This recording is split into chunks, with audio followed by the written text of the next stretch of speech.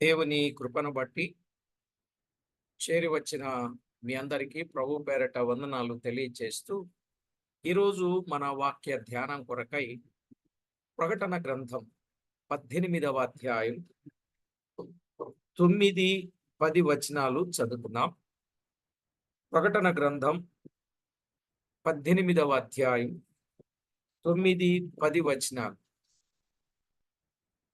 దానితో వ్యభిచారము చేసి సుఖభోగములను అనుభవించిన భూరాజు దాని బాధ చూచి భయాక్రాంతులై దూరమున నిలువబడి దాని దహన ధూమమును చూచినప్పుడు దాని విషయమై రొమ్ము కొట్టుకొనుచు ఏడ్చుచు, అయ్యో అయ్యో, బబులోను మహాపట్టణమా, బలమైన పట్టణమా, ఒక్క గడియలోనే నీకు తీర్పు వచ్చెను.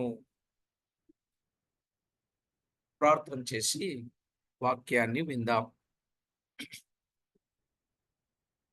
పరిశుద్ధుడవైన మా తండ్రి, పరమందు ఆసీనుడవైన మా దేవ, మీ దివ్య లేఖనములో నుండి కొన్ని సంగతులను మేము ధ్యానము చేస్తూ ఉండగా మీరు మాతో మాట్లాడండి. మీ కృపతో జ్ఞాపకం చేసుకోండి. అన్ని విషయాలలో మీరు ఆదుకోండి. మా ప్రాణప్రియుడా, ప్రాణనాథుడా, సమస్త విషయాలలో మీ కనికరం మా పైన ఉంచి మమ్మను కాపాడుచూ ఉన్నందుల కొరకై కృతజ్ఞతాస్తుతి స్తోత్రాలు, వేలాది వందనాలు మీ నామానికే చెల్లిస్తూ ఈ కూడికలో మీకు రావలసిన ప్రభావము ఆపాదించుకొనమని అల్పుడను బలహీనుడనైన నన్ను బలపరచి మీ మహిమార్థమై ఉపయోగించమని కోరుచు మా ప్రాణనాథుడు, ప్రియుడు, మా రక్షకుడైన యేసు క్రీస్తు అతి శ్రేష్టమైన అమూల్యమైన నామమున స్తోత్రము చెల్లించి స్తుతులర్పించి ప్రార్థించి వేడుచున్నాము తండ్రి. ఆమేన్. సారీ. ప్రభునందు ప్రియులారా, దేవుని గ్రంథములో నుండి ప్రకటన గ్రంథములో చాలా విషయాలు మనం ఇప్పటికే ధ్యానం చేస్తూ వస్తున్నాం. గత వర్తమానంలో 18వ అధ్యాయం 8వ వచనంలో బాబేలు యొక్క నాశనమును మనము గమనించాం. బహుగా గర్వించుట చేత ఒక్క దినమునని దాని తెగుళ్ళు, అంటే మరణమును, దుఃఖమును, కరువు వచ్చింది అని బలిష్ఠుడైన దేవుడు దానికి తీర్పు తీర్చాడు అని, అది అగ్ని చేత బొత్తిగా కాల్చివేయబడింది అని గత వర్తమానంలో మనం విన్నాం.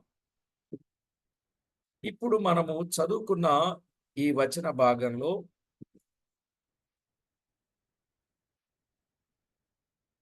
రాజుల అంగలార్పును గూర్చిన విషయం ఇక్కడ మనము చదువుకున్నాం.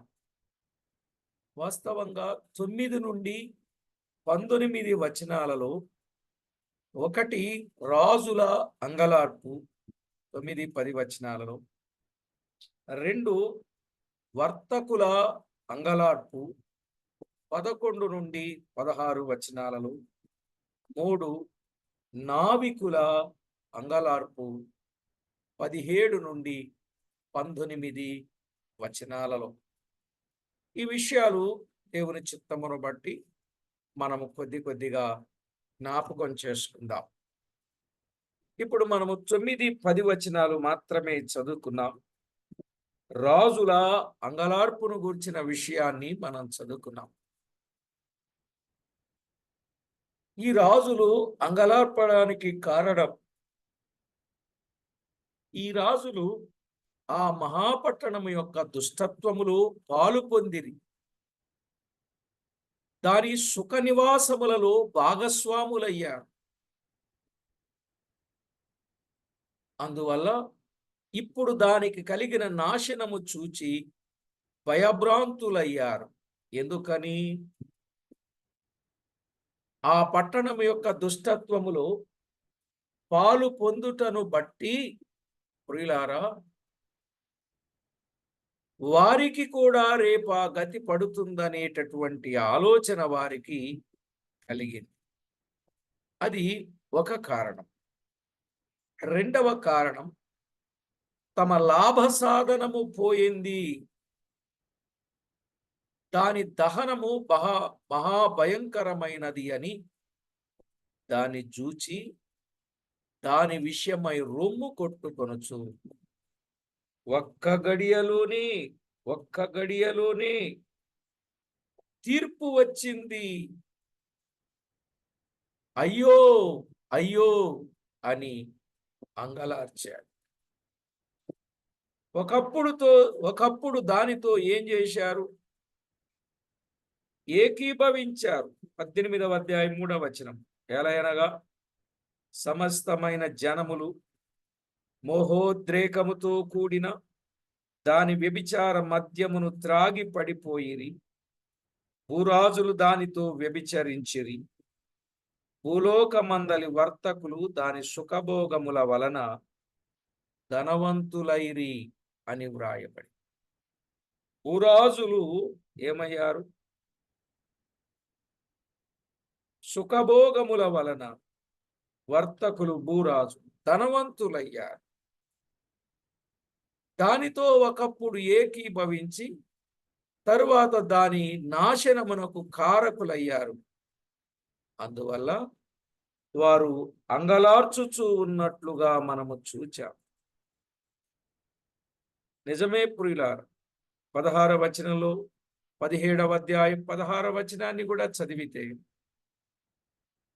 17వ అధ్యాయం 16వ వచనం, నీవు ఆ 10 కొమ్ములు గల ఆ మృగమును చూచితివే, వారు ఆ వేశ్యను ద్వేషించి దానిని దిక్కులేని వానిగాను దిగంబరిగాను చేసి దాని మాంసము భక్షించి అగ్నిచేత దానిని బొత్తిగా కాల్చివేతురు అన్నాడు.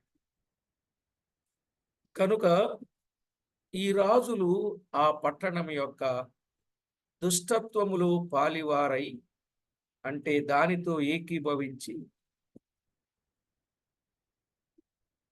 దాని నాశనమునకు వారు కారకులయ్యి అంగలార్చుచూ ఉన్నట్లు ఆ తర్వాత అయ్యో అయ్యో అని ఒక్క గడియలోనే తీర్పు వచ్చింది అని వారు అంగలార్చినట్లుగా చూస్తున్నాం. ఇక 11 నుండి 16 వచనాలు చదువుతా ఉన్నాను, జాగ్రత్తగా వినండి.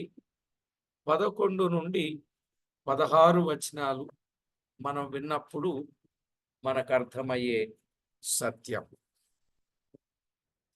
ఎందుకంటే బైబిల్ వచనాలు కొంచెం చదివితే బాగుంటుంది. లోకములోని వర్తకులను ఆ పట్టణమును చూచి ఏడ్చుచు తమ సరుకులను అనగా బంగారు, వెండి, రత్నములు, ముత్యములు, సన్నపు నార బట్టలు, ఊదారంగు బట్టలు, పట్టు బట్టలు, రక్తవర్ణపు బట్టలు మొదలైన సరకులను, ప్రతి విధమైన దబ్బమ్రానును, ప్రతి విధమైన దంతపు వస్తువులను, మిక్కిలి విలువ గల కర్ర, ఇత్తడి, ఇనుము, చలువరాళ్లు మొదలైన వాటితో చేయబడిన ప్రతి విధమైన వస్తువులను, దాల్చిన చెక్క, ఓమము, ధూపద్రవ్యములు, అత్తరు, సాంబ్రాణి, ద్రాక్షారసం, నూనె, మెత్తని పిండి, గోధుమలు, పశువులు, గొర్రెలు మొదలగు వాటిని, గుర్రములను, రథములను, దాసులను, మనుషుల ప్రాణములను ఇక మీదట ఎవడునూ కొనడు. నీ ప్రాణమునకు ఇష్టమైన ఫలములు నిన్ను విడిచిపోయెను. రుచ్యమైనవన్నీయు దివ్యమైనవన్నీయు నీకు దొరకకుండా నశించిపోయినవి. అవి ఇక మీదట కనబడవని చెప్పుకొనుచు దాని గూర్చి దుఃఖపడుదురు. ఆ పట్టణము చేత ధనవంతులైన ఈ సరకుల వర్తకులు ఏడ్చుచు దుఃఖపడుచు అయ్యో అయ్యో, సన్నపు నార బట్టలను, ధూమ్ర రక్తవర్ణపు వస్త్రములను ధరించుకొని బంగారముతోనూ రత్నములతోనూ ముత్యములతోనూ అలంకరింపబడిన మహాపట్టణమా, ఇంత ఐశ్వర్యము ఒక్క గడియలోనే పాడైపోయెని అని చెప్పుకొనుచు దాని బాధను చూచి భయాక్రాంతులై దూరముగా నిలుచుందురు. అర్థమైందండి? చదువుకున్న ఈ వచనంలో మనము గమనించేది వర్తకుల అంగలార్పును గూర్చిన విషయం మనం చూస్తాం. వర్తకుల అంగలార్పు. ఈ బబులోను వర్తక వ్యాపారం తూరును జ్ఞాపకము చేయుచు ఉన్నది. ఈ తూరు ఎలా ఉందో యెహెజ్కేలు గ్రంథం 27వ అధ్యాయాన్ని మనము చదివినప్పుడు అక్కడ మనకు అర్థమవుతుంది. యెహెజ్కేలు గ్రంథములో 27వ అధ్యాయములో ఈ విషయాలు మనకి బహుతేటగా అర్థమవుతాయి. ప్రియులారా, 27వ అధ్యాయం యెహెజ్కేలు గ్రంథం అంతా కూడా మనం చదువుకుంటే మనకిక్కడ అర్థమవుతుంది. తూరు పట్టణమును గూర్చి అంగలార్పు వచనమెత్తి దానికి ఇలాగు ప్రకటన చేశాను అని మనం చూస్తున్నాం. కనుక వర్తక వ్యాపారం తూరును జ్ఞాపకం చేస్తుంది. ఈ తూరు పట్టణస్థులే బాగా వ్యాపారాన్ని చేశారు. ఎంతగా వ్యాపారం చేశారంటే నెహెమ్యా గ్రంథములో కూడా చదివితే విశ్రాంతి దినమున వారు చేపలు, మాంసము, సరకులు అమ్మి విశ్రాంతి దినమును పరిశుద్ధంగా ఆచరించకుండా వారు పదార్థముల వైపు త్రిప్పివేశారు. అర్థమవుతుందండి?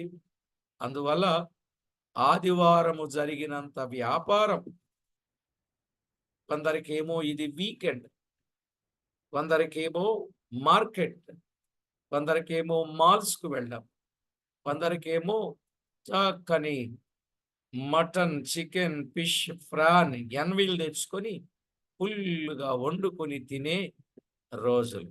నిజమా కాదా? ఈలాగున భక్తి జీవితాన్ని పాడు చేస్తున్నాయి.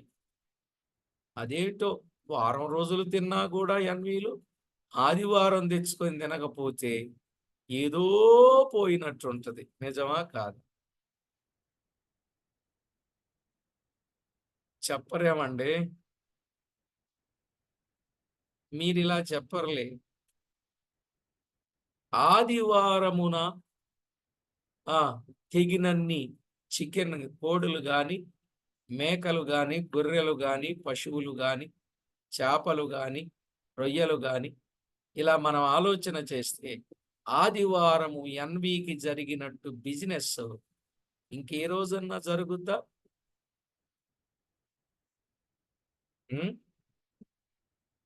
ఇది ఎక్కడి నుంచి వచ్చింది అనుకున్నారు? తూరు దేశస్థుల నుండి వచ్చింది ఇది. మీరు చదువుకుంటానంటే 13వ అధ్యాయం చదువుకోండి, నెహెమ్యా గ్రంథం. ఆ తూరు దేశస్థులు ఈ వ్యాపారాన్ని పెట్టి విశ్రాంతి దినమును పరిశుద్ధంగా ఆచరించకుండా పాడు చేసేశారు. అలాగున బైబిల్ చరిత్ర చాలా వివరంగా చెప్తుందండి. ప్రతి దానిని గూర్చిన సంగతులు చాలా వివరంగా చెప్తా ఉంటది.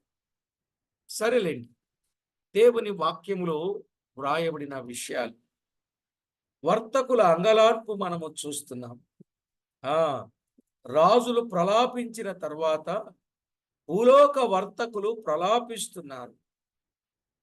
వారి అంగలార్పు పట్టణం కొరకు కాదండి. అయ్యో, ఈ బబులోను పట్టణం ఇలా పాడైపోయింది, కాలిపోయింది, బూడిదైపోయింది అని బబులోను పట్టణాన్ని గూర్చిన సంగతి కాదు గాని తమ కొరకే అంగలార్పు. ఈ భాగంలో మనం చదువుకున్న భాగములో 28 రకాల సరుకులు చెప్పబడినవి. మీరు లెక్క వెయ్యండి. ఎన్ని సరుకులు? 28 రకాల సరుకులు చెప్పబడినవి. వాటిని ఇక మీదట ఎవడు కొనడు, అవి ఇక కనబడనే కనబడవు. రోమాకు పంపుటకై కొనబడిన లేక సేకరించబడిన సరుకును వారు పంపలేకపోయినందున వారికి కలిగిన గొప్ప నష్టమును బట్టి ఏడ్చుచు అయ్యో అయ్యో అని అంగలార్చుచున్నారు. చూడండి, కరోనా పాండమిక్ లో మనం చూసినప్పుడు వ్యాపార లావాదేవీలు లేక, పనిపాటులు లేక, అసలు ఇంటిలో నుండి బయటికి కదలలేక ఎంత ఇబ్బందికరమైన పరిస్థితులు అయ్యాయో ప్రతి వారికి తెలుసు కదండి. అప్పుడు అయ్యో అయ్యో అని వీధుల్లోనికి వచ్చి వారికి కలిగిన డబ్బు విసిరేశారు. ఆహారము దొరకక చచ్చిపోతున్నామని అయ్యో అయ్యో అని కేకలు వేసిన సందర్భాలు మనము మన కాలంలో కూడా చూచాం. ఇంకా రేపు భవిష్యత్ ఎలా ఉండబోతుందో ఇక ఆలోచన చేయండి. ఇక్కడ మనం చూచినట్లయితే స్పెయిన్ నుండి వెండి సామానులు, సిరియా నుండి వజ్రములు, ఇతర వెలగల రత్నములు, ఐగుప్తు నుండి పట్టుబట్టల, ఫినీషియా నుండి ధూమ్రవర్ణ బట్టలు, ఆఫ్రికా నుండి నెమళ్ల దంతములు, ఇండియా నుండి అత్తరు, సాంబ్రాణి, ఓమం. ఒక్కొక్క దేశము నుండి ఒక్కొక్క సరుకు వచ్చినట్లు స్పెయిన్ నుండి ఏమొచ్చాయి? వెండి సామానులు వచ్చాయి. సిరియా నుండి ఏమొచ్చాయి? వజ్రములు, ఇతర వెలగల రత్నములు వచ్చాయి. ఐగుప్తు నుండి ఏమొచ్చాయి? పట్టుబట్టలు వచ్చాయి. ఫినీషియా నుండి ఏమొచ్చాయి? ధూమ్ర వర్ణ బట్టలు వచ్చాయి. ఆఫ్రికా నుండి ఏమొచ్చాయి? నెమళ్ల దంతములు వచ్చాయి. ఇండియా నుండి ఏమి వెళ్ళింది? అత్తరు, సాంబ్రాణి, ఓమం. ఇలా ఎన్నో దేశముల నుండి ఇతర వెలగల రత్నములు, ముత్యములు రోముకు వచ్చుచూ ఉండేవి. అదే బబులోనుకు వచ్చుచూ ఉండేవి. తూరు పట్టణ నాశన సందర్భంలో దాని వర్తకులు దానిని అపహసించినట్లుగా చూస్తాం. దాని వర్తకులు ఒకనాడు ఏం చేశారు? అపహసించారు. హెస్కేలు గ్రంథం 27వ అధ్యాయం 36వ వచనం. జనులలోని వర్తకులు నిన్ను అపహసించుదురు, భీతికి హేతువగుదువు, నీవు బొత్తిగా నాశనమగుదువని ఈ వర్తకులు అపహసించారు. ఇప్పుడేమయ్యారు?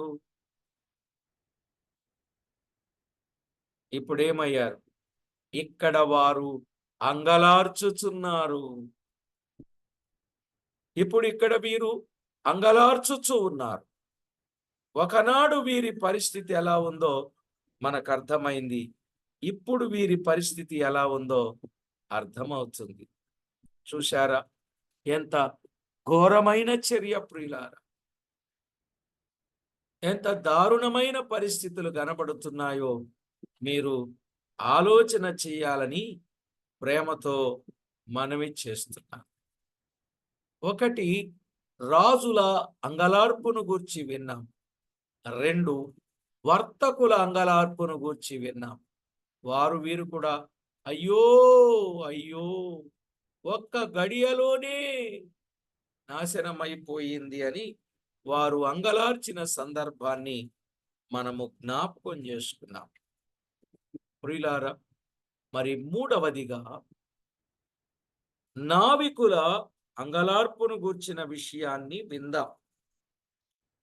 ప్రకటన గ్రంథం 18వ అధ్యాయం 17 నుండి 19 వచనాలు చదువుకుందాం.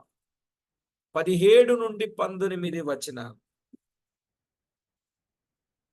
ప్రతి నావికుడును ఎక్కడికైనను సబురు చేయు ప్రతివాడును వాడవారును సముద్రము మీద పనిచేసి జీవనము చేయు వారందరును దూరముగా నిలిచి దాని దహన ధూమమును చూచి ఈ మహాపట్టణముతో సమానమైనదేది అని చెప్పుకొనుచు కేకలు వేసి తమ తలల మీద దుమ్ము పోసుకొని ఏడ్చుచు దుఃఖించుచు, అయ్యో అయ్యో, ఆ మహాపట్టణం, అందులో సముద్రము మీద ఓడలు గల వారందరూ దాని అందలి అధిక వ్యయము చేత ధనవంతులైరి, అది ఒక్క గడియలోనే పాడైపోయానని చెప్పుకొనుచు కేకలు వేయుచుండిరి. ఒక్క గడియలోనే పాడైపోయింది. అయ్యో అయ్యో అని కేకలు వేశారు. ఎవరు వీరు? నావికులు, వాడ నావికులు. ఈ వాడ నావికులు వారన్నారు, 18వ వచనం, ఈ మహాపట్టణముతో సమానమైనదేది అన్నారు ఒకనాడు. ఏమన్నారండి? ఈ మహాపట్టణముతో సమానమైనది ఏది అన్నారు. ఈ మృగముతో సాటి ఎవడు అన్నాడు. 13వ అధ్యాయం 4వ వచనం కదా, 13:4. ఆ మృగమునకు అధికారం ఇచ్చినందున వారు ఘట సర్పమునకు నమస్కారము చేసిరి, మరియు వారు ఈ మృగముతో సాటి ఎవడు, దానితో యుద్ధము చేయగలవాడెవడని చెప్పుకొనుచు ఆ మృగమునకు నమస్కారము చేశారు. ఆ మృగము అంటే వింటూ వచ్చాం, బబులోనులో ఆ మహాపట్టణం. ప్రియులారా, ఏమైంది? ఈ మృగముతో సాటి ఎవడు, ఈ మహాపట్టణముతో సమానమైనదేది? తూరు పట్టణమా, నీతో సాటి అయిన పట్టణమేది అన్న సందర్భం కూడా బైబిల్ గ్రంథంలో మనము చూడగలం. ఎహెజ్కేలు గ్రంథం 27వ అధ్యాయం 32వ వచనం చదువుకుందాం. ఎహెజ్కేలు గ్రంథం 27:32. వారు నిన్ను గూర్చి ప్రలాప వచనమెత్తి, తూరు పట్టణమా, నీతో సాటి అయిన పట్టణమేది? సముద్రములో మునిగి లయమైపోయిన పట్టణమా, నీకు సమమైన పట్టణమేది? చూశారా? తూరు పట్టణముతో సాటి అయిన పట్టణమేది? తూరు పట్టణముతో సాటి అయినది లేదు, మహాపట్టణముతో సమానమైనది లేదు, ఆ మృగముతో సమానమైనది లేదు. అంటే పై 3 వచనాలు మనము గమనించినప్పుడు అవి అత్యధికముగాను అసమానముగాను ఎంచబడ్డాయి, గాని అత్యధికముగా నాశనము చేయబడినవి. అర్థమైందా ప్రియులారా? అత్యధికముగాను అసమానముగాను ఎంచబడ్డాయి, గాని అత్యధికముగా నాశనము చేయబడ్డాయి. ప్రతి వాడవారు, సబురు చేయు ప్రతివాడు, వాడవారు, సముద్రము మీద పనిచేసి జీవనము చేయు వారందరూ ప్రలాపించారు. వారు చేసిన అంగలార్పు 27వ అధ్యాయంలో 28 నుండి 30 వచనాలలో మనము చూస్తాం. ఎహెజ్కేలు గ్రంథములో వ్రాయబడిన మాట 27వ అధ్యాయం 28 నుండి మనం 30 వచనాలలో 28, 30. నీ వాడ నాయకులు వేసిన కేకల వలన నీ ఉపగ్రామములు కంపించును. కోలలు పట్టుకొని వారందరూ, నావికులను వాడ నాయకులను తమ ఓడల మీద నుండి దిగి తీరమున నిలిచి నిన్ను గూర్చి మహాశోకమెత్తి ప్రలాపించుచు తమ తలల మీద బుగ్గి పోసుకొనుచు బూడెదలో పొర్లుచు అన్నాడు. నీ కొరకు తలలు బోడి చేసుకొని మొలలకు గోనెలు కట్టుకొని మనచింత గలవారై నిన్ను గూర్చి బహుగా అంగలార్చుదురు అన్నాడు. ప్రవచనాలు ఎంత తేటగా ఉన్నాయండి. మనం బైబిల్ చదివేటప్పుడు ఏంటో మనకు అర్థం కావు. అవునా కదా? కానీ ఒకదానికొకటి విషయం వచ్చినప్పుడు సంగతులు సరిగా అర్థమవుతాయి. కాబట్టి వారు చేసిన అంగలార్పు, వీరు చేసిన అంగలార్పు వచనాలు పోలి ఉన్నాయి. రోమా పట్టణం సముద్రపు రేవున లేదు, దానికి ఓస్టియా అని ఒక రేవు గలదు. రోమా పట్టణం సముద్రానికి సముద్రపు రేవున లేదు, కానీ దానికి ఓస్టియా అని ఒక రేవు ఉందట.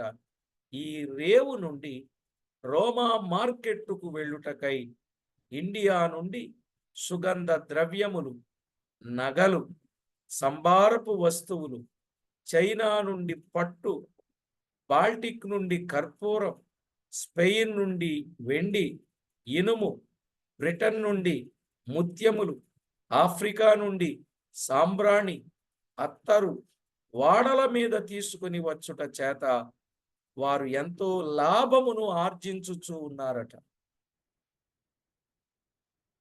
అర్థమైందండి? ఇండియా నుండి ఏమొస్తున్నాయి? సుగంధ ద్రవ్యములు, నగలు, సంబారపు వస్తువులు. చైనా నుండి పట్టు, బాల్టిక్ నుండి కర్పూరం, స్పెయిన్ నుండి వెండి, ఇనుము, బ్రిటన్ నుండి ముత్యములు, ఆఫ్రికా నుండి సాంబ్రాణి, అత్తరు. ఇవి తెచ్చి వారెంతో లాభాన్ని ఆర్జిస్తూ ఉండేవాళ్ళు. అట్టి రోము ఏమైంది? ఒక్క గడియలోని దగ్ధమైపోయాను. ఒక్క గడియలోని దగ్ధమైపోయాను.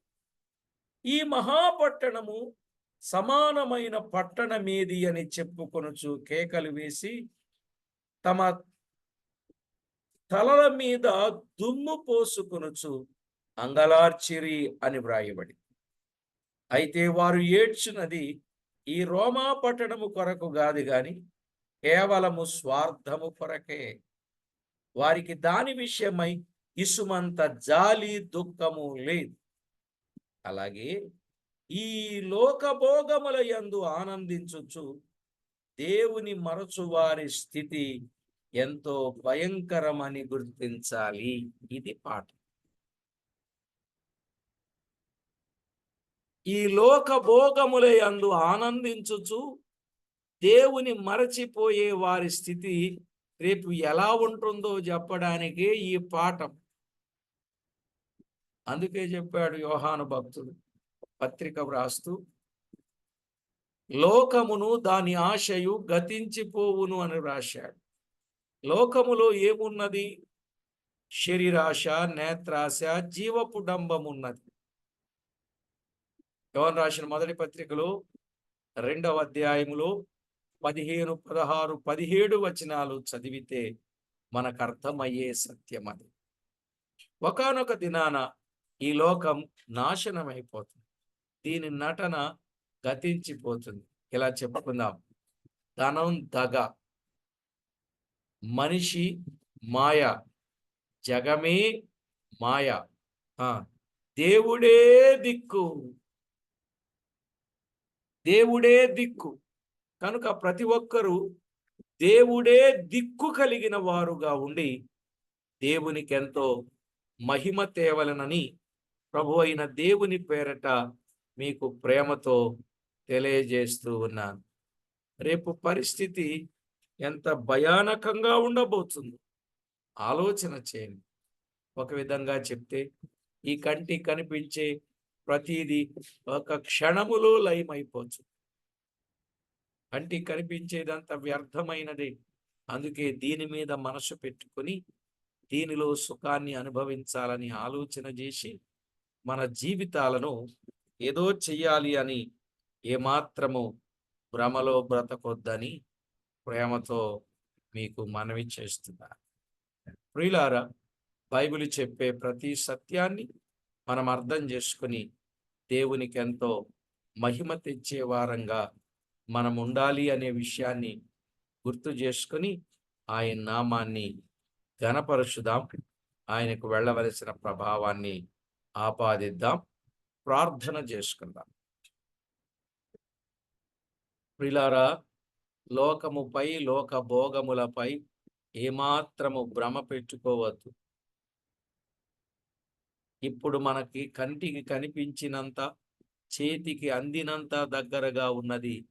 రేపు మనకు కంటికి కనిపించనంత, చేతికి అందనంత దూరంగా వెళ్ళిపోబోతుంది ఈ లోకం.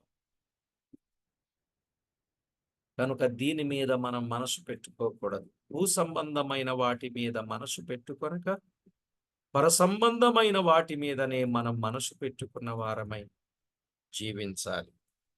పరిశుద్ధుడవైన మా తండ్రి, పరమందు ఆసీనుడవైన మా దేవ, మీ గణనామమునకు వేలాది వందనములు, కోటాను కోట్లు స్తుతులు స్తోత్రములు చెల్లిస్తున్నాం. దేవా, ఎంతో గొప్ప దేవుడవు, మమ్మునెంతో ఎక్కువగా ప్రేమించిన వాడవు. మా పట్ల ప్రేమ చూపి, కృప చూపి, కనికరము చూపి, దినదినము అనుదినము ఆదుకుని నడిపించుచూ ఉన్నవాడవు. అందును బట్టి మిమ్మును మేమెంతో స్తుతిస్తున్నాం. మాకు చాలినవాడా, మా సహాయకుడా, కనికర సంపన్నుడా, కృపాసత్య సంపూర్ణుడా, మిమ్మును కొనియాడుచున్నాం. మీ దివ్య లేఖనములు వ్రాయించిన ప్రతి సత్యాన్ని మేము అర్థం చేసుకొని, ఆ చొప్పున మేము చేయగలుగునట్లు మీ సహాయం మాకు అందించి, నడిపించి, కనికరించి కాపాడుచున్న మీ ప్రేమ కొరకై కృతజ్ఞతాస్తుతి స్తోత్రములు, వందనములు చెల్లిస్తున్నాం. మా ప్రభువా, మా దేవా, ప్రతి వ్యక్తి క్రీస్తునందు సంపూర్ణులుగా మార్పు చెంది, మా దేవా, రేపు మీరుండే దేశములో ప్రవేశించడానికి ప్రతి ఆత్మను మీరు సిద్ధపరచండి. కూడికలో పాలు పంపులు పొందిన వారిని, వాక్యం పట్ల ఆసక్తి కలిగిన వారిని, వాక్యాన్ని అనుసరించి జీవించాలనుకునే వారిని మీరు విశేషంగా ప్రత్యేకపరచి, ప్రతిష్ఠించి, మీ కొరకు ఉపయోగించి, మీ దైవ ఆశీర్వాదములకు పాత్రులుగా సిద్ధము చేయమని కోరుచు మా ప్రభు అయిన యేసు క్రీస్తు అమూల్యమైన నామమున స్తుతించి ప్రార్థించి వినయులమై వేడుచూ ఉన్నాం మా పరమ తండ్రి. ఆమేన్. ప్రభునందు ప్రియులారా, పరిశుద్ధ గ్రంథమైన బైబిల్ నుండి మనం విన్న విషయాలు బహు తేటగాను, స్పష్టంగాను అర్థం చేసుకుని, ఆ చొప్పున దేవునికి మహిమ ఆపాదించాలని మనవి చేస్తూ ఉన్నాను.